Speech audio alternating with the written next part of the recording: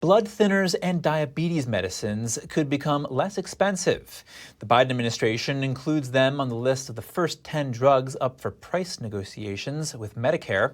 To understand how this could impact American small business, I spoke with Javier Palomares.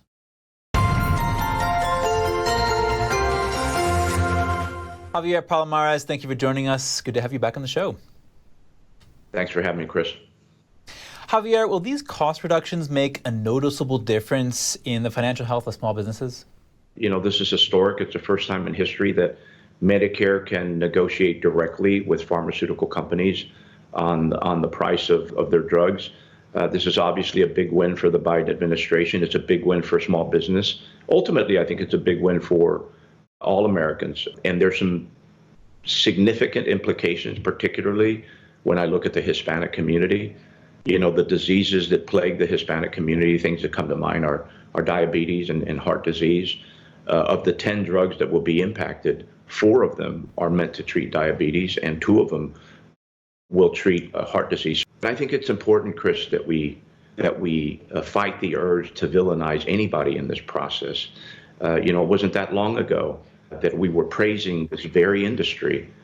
During the height of COVID, we were praising this very industry for coming to the rescue.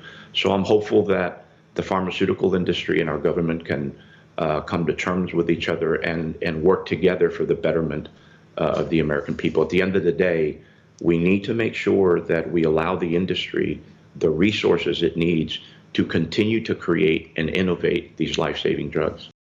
Talk to us a bit about the effect these cuts will have on the ability of small businesses to attract and keep new talent.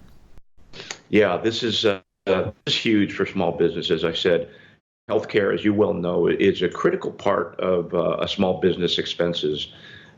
When you own the small business, you typically subsidize your employees' health coverage to include prescription drugs. This will obviously lower the amount spent on these prescription drugs. And that's going to reduce the cost per employee for the employer.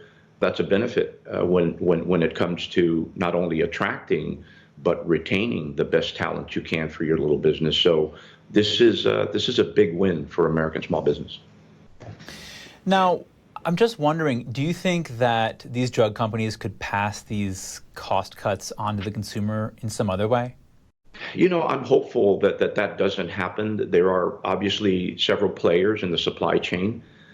But listen, we are the wealthiest country on the globe.